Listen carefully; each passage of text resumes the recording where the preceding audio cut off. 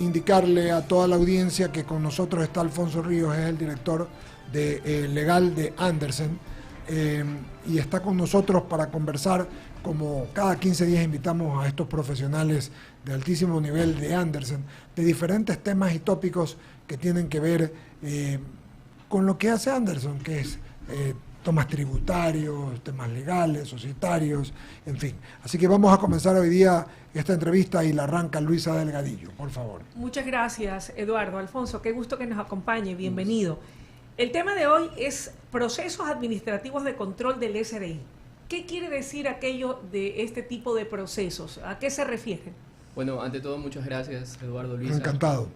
Bueno, la administración tributaria, como nosotros sabemos, su actividad principal es recaudar. Entonces, su esfuerzo principal va en procesos administrativos de control, ¿sí?, que lo hacen en función de su facultad determinadora. Es decir, ellos pueden establecer a través de esa facultad su potestad de revisar las declaraciones de los contribuyentes que han presentado para verificar si es que el contribuyente es el sujeto pasivo, si es que ellos han aplicado debidamente la tarifa, si es que han utilizado las deducciones debidamente, si es que han utilizado los beneficios conforme lo establece la ley. Y la administración tributaria, a través de estos procesos de control, bueno, realiza la planificación de control que tiene anualmente.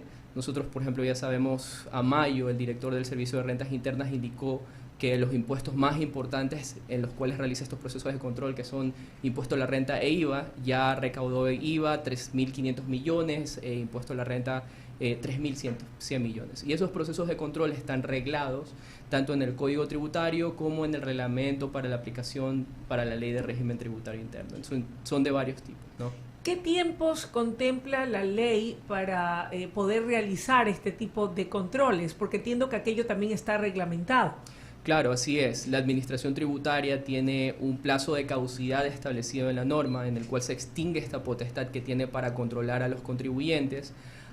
Actualmente es 4 y 6 años, 4 años en todos los casos, 6 años es que los contribuyentes no presentan la declaración, pero esos plazos rigen a partir del 2022 hacia adelante, porque esta fue una modificación que se hizo al Código Tributario. Entonces, los plazos anteriores al 2022, que aún no había caducado la facultad determinadora, llamémosle los plazos de transición, por decirlo así, son 3 años en todos los casos, y de acuerdo con una disposición en el reglamento para la aplicación a la Ley Orgánica de Desarrollo Económico, serían 4 años si es que el contribuyente no presenta la declaración o la presenta de forma incompleta de manera deliberada.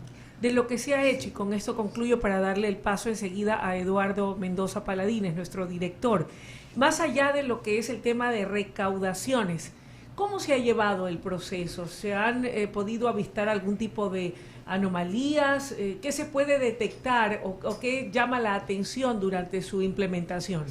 De acuerdo, es que la administración tributaria tiene, bueno, hay temas que no difiere el criterio de cómo se debe aplicar la norma tributaria o qué información debe respaldar las declaraciones, pero en otros casos la administración tributaria lleva criterios internos de la administración que de pronto no son criterios que son compartidos por el contribuyente y que cuando son puestos a conocimiento de un juez, esos criterios son finalmente definidos por un juez y finalmente establecidos ya de forma como interpretación general por la Sala Especializada de la Corte Nacional de Justicia de lo Contencioso Tributario.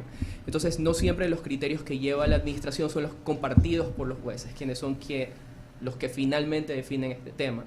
De ahí que la administración tributaria en estos años sí se ha enfocado bastante en el tema de pues la recaudación a través de sus procesos de control, y ha sido un poco más agresiva que respecto a otras administraciones en los controles que está realizando y en los criterios que está aplicando. Eduardo. Siempre que hablamos de los temas tributarios, a veces pueden ser áridos, mi querido Alfonso Ríos, gerente legal de Andersen. ¿Por qué? Porque es un tema que no todo el mundo domina. Yo siempre digo y lo hemos conversado contigo, Luisa, Daniel, contigo también, que a mucha gente le cuesta porque piensa que solamente se trata de CPAs, tiene que saber derecho, porque ahorita estamos hablando de cuestiones jurídicas y de tributaristas, y Andersen tiene especialidad en esto. Siguiendo la misma línea, si hay alguna glosa, si hay alguna diferencia, ¿cómo se puede impugnar? ¿Se puede impugnar y cómo se puede impugnar? ¿Y cuáles tiempos son los que tenemos o términos para lo mismo? De acuerdo. Dentro de los procesos de control, principalmente son dos, ¿no? Las determinaciones que se hacen de forma simplificada, que son las liquidaciones de pago por diferencia. Eso, expliquemos lo que es la determinación, que la gente no lo tiene claro. Ok, perfecto. Entonces, la determinación es sinónimo de auditoría tributaria. Exacto. Y la administración realiza dos tipos de auditoría principalmente, unas auditorías simplificadas y otras integrales.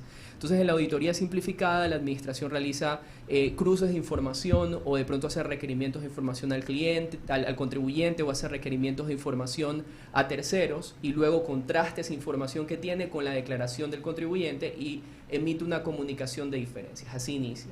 Le da el plazo de 20 días al contribuyente para que presente los justificativos que considere el caso, o de ser necesario que presente una declaración aceptando las diferencias. Y si es que no acepta las diferencias y presenta un justificativo, la administración analiza eso, garantizando el derecho a la defensa del contribuyente, y finalmente emite una liquidación de pago por diferencias. Entonces, ese es el acto administrativo que da fin a ese proceso. El otro proceso que lleva la administración tributaria son auditorías integrales. Esto es lo que se conoce como la auditoría tributaria. Entonces, la administración aquí lo que hace es contrastar la declaración del contribuyente versus la contabilidad en donde se debe, que es la base de la declaración, porque la declaración debe ser un reflejo de la situación financiera de la compañía, y los soportes de esa contabilidad, así como se ha hecho un uso debido de los beneficios tributarios que establece la ley. Entonces, este ya es un proceso integral, porque la administración notifica una orden de determinación en donde establece quién es el funcionario, cuál es el año que se está auditando, y de ahí empieza a hacer requerimientos de información en un proceso que dura alrededor de un año. Hace diligencias de inspección de la contabilidad de la compañía, y es justamente ahí donde entra acotación lo que tú dices, pues que se necesita de un equipo especializado para poder brindar ese complemento y ese acompañamiento a las compañías para poder preparar y presentar la información debidamente y poder tener comunicación con los funcionarios a tal manera de que se esté justificando las cosas y que el resultado de la determinación no vaya a ser o tenga el menor impacto posible, porque la administración siempre está en el negocio o en la actividad de recaudar, ¿no? Y bueno, una vez que pase ese año, hay algo que se llama una acta borrador de determinación, que es el resultado preliminar de la determinación. Ahí también hay 20 días hábiles que tienen los contribuyentes para presentar los justificativos en la etapa de observaciones y reparos, y luego de esto ya la administración tributaria emite un acta de determinación final, que es el resultado de todo ese proceso de auditoría. Entonces, siguiendo también la otra pregunta que estabas comentando acerca de cómo se puede impugnar esto, en efecto hay, tanto respecto de las liquidaciones de pago como las actas de determinación final, se pueden presentar recursos administrativos, como es el reclamo. Entonces el reclamo se tiene 20 días después de notificada la liquidación o el acta de determinación final. La presentación de ese reclamo suspende el proceso de cobro de la administración de esos actos administrativos, y también se puede impugnar judicialmente. Se puede presentar una demanda dentro del término de 60 días hábiles. Se tiene que caucionar el 10% de la obligación contenida en esa acta o liquidación, y ahí se suspende el cobro de esa liquidación o acta mientras se está discutiendo en sede judicial los asuntos que se ponen a conocimiento del juez. ¿Cuándo cabe el uno y el otro? ¿Cuándo se puede dar el uno? ¿Cuándo se puede dar el otro, Alfonso? Esa es una pregunta muy importante, porque no se debe poner una impugnación para agotar el proceso, o para agotar las instancias, sino que se debe poner un reclamo cuando en realidad corresponde y se tienen los justificativos, y una demanda cuando corresponde. Ahora, tácticamente se podría decir que el reclamo sería mejor utilizado para poder presentar información adicional. Entonces, dentro del término de 20 días que yo tengo para presentar observaciones y reparos, puede ser que me haya concentrado en glosas importantes que ya requerían un esfuerzo del equipo interno de la compañía para presentar información, y ya se me acabó el tiempo, la administración emitió el acta. Bueno, yo puedo presentar un reclamo y presentar información adicional, ¿sí? Entonces, finalmente en la resolución de reclamo se va a reflejar el análisis de la administración que se hubiese reflejado dentro de la etapa de observaciones y reparos. ¿Y por qué digo que es mejor presentar la información? Porque como la administración tiene estos criterios internos, si se trata de información, el reclamo, y si se trata de criterios, mejor me voy a sede judicial. Entonces, en caso de que sea algo jurídico, que ya sea de pronto alguna reglamentación que tenga la administración, que se sepa incluso que el criterio de la sala o el criterio de las cortes es de que esa reglamentación de pronto es ilegítima o no está acorde al régimen tributario, vale la pena de que se presente una demanda y eso se ponga a conocimiento de un juez, y esa discusión va a tener otro resultado, porque si yo llevo una discusión jurídica o de criterio de la administración, ellos van a ser juez y parte, pero si yo lo llevo al juez, entonces voy a tener un tercero imparcial que va a analizar el tema de forma equilibrada y va finalmente a revisar si es que hay la información y la base jurídica para poder tener la justificación de la glosa o para poder reconocer el derecho al contribuyente. Esto es importante porque sencillamente salimos del tema del SRI, del organismo, y vamos a la función judicial. Eso es lo que está diciendo, se los explico periodísticamente para que lo podamos entender. Es un poco árido el tema y técnico.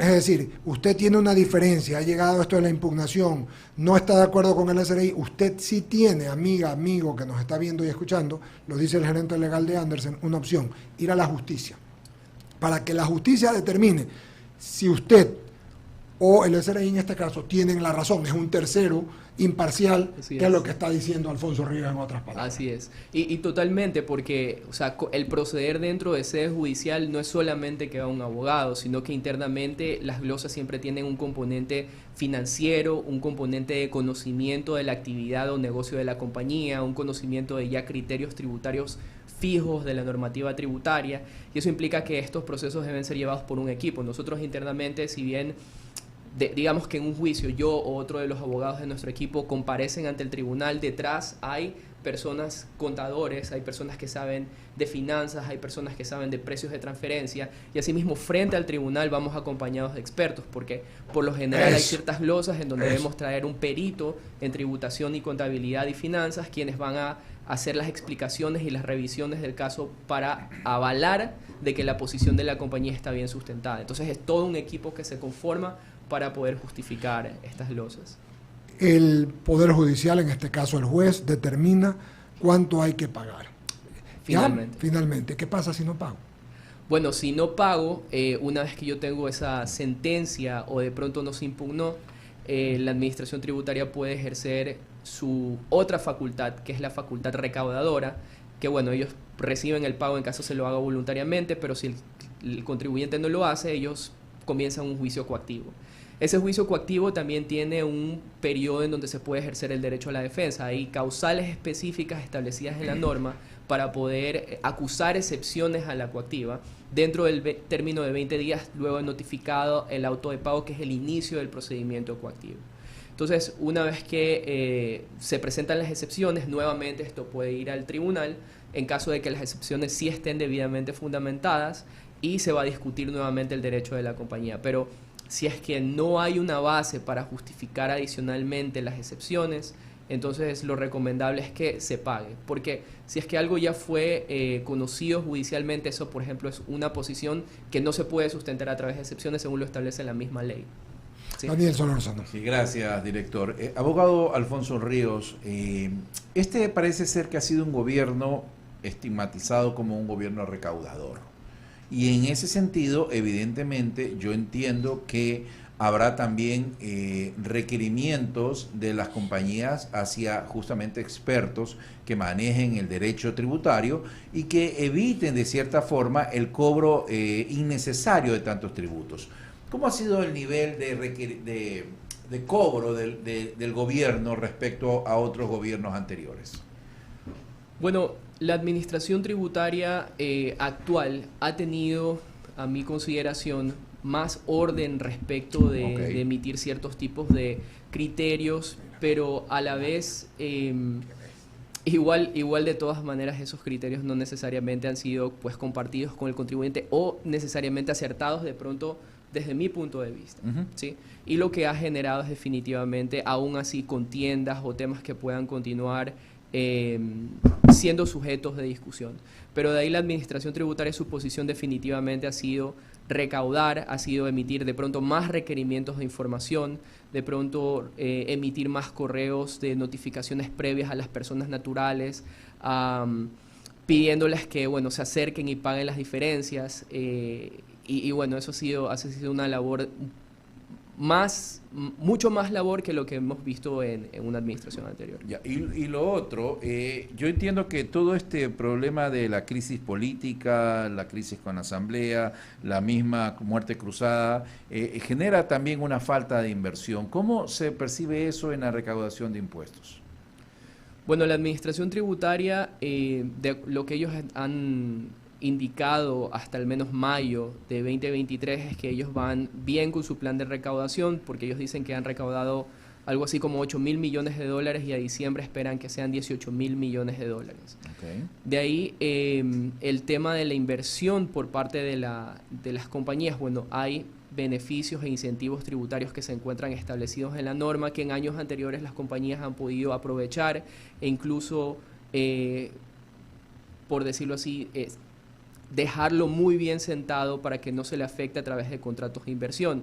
Sin embargo, hemos visto también reformas que han modificado esos beneficios y precisamente para eso estaban estas herramientas como el contrato de inversión, ¿no?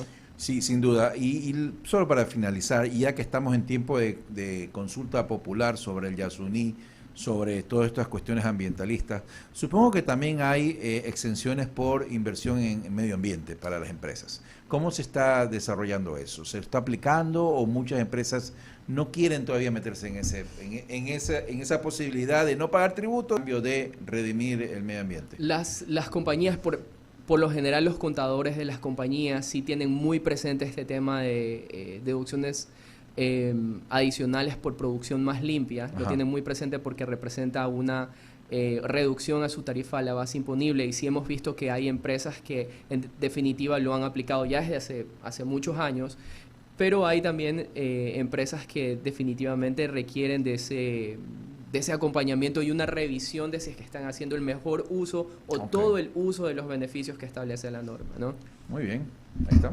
Alfonso, agradecerle su interés allá. La verdad es que de lo más interesante y de lo más didáctico, que creo que de lo que se trataba, ¿no? Me explayé yo más allá, parezco Luis allá, ya pregunté, pero es que la verdad que es un tema que la gente tiene que entenderlo, o sea, claro que sí. Y si no, lo tratamos de desmenuzar y explicar, porque en el siglo XXI y en el Ecuador que vivimos, como Daniel decía la verdad hace un ratito, los gobiernos, el tema tributario los últimos gobiernos, no solo los 3 últimos, sino incluso desde un poco más atrás, desde Lucio Gutiérrez, han tratado de generar cultura tributaria. Para mí fue un error gravísimo, craso, del gobierno nacional, que lo corrigieron con lo de la Corte, con la ley de inversiones, lo volvieron, porque le quitaron, todo el mundo pedía su factura, todo el mundo deducía. Iba usted a comprar, no, deme por favor a mi nombre, deme por favor, ¿para qué? Usted lo deducía. Cuando quitaron eso, se comenzó a quitar nuevamente esta cultura tributaria, por un lado, y esto que estamos hablando, que se trata de las empresas y las personas, pero sobre todo las empresas, no solamente atañe, van a decir, no, que las empresas, también hay pequeñas empresas, y todos necesitamos tener el tema tributario ordenado para tener prosperidad, para tener nuestro trabajo y armonía en nuestro trabajo. Muchas gracias. Así es. Bueno, muchísimas gracias, y bueno, a todos los oyentes, si es que tienen alguna consulta, estamos a las órdenes. Pueden visitarnos en nuestras redes sociales, ahí pueden ver nuestros contactos. También tenemos canales de YouTube en donde hacemos este tipo de explicaciones respecto de todo tipo de temas tributarios. Hay videos de YouTube en donde se explica la ley orgánica de fortalecimiento de la economía, y ustedes pueden acercarse ahí, abrir el canal de YouTube e informarse un poco al respecto, y siempre a las órdenes. Muchas gracias. Gracias. Alfonso Ríos.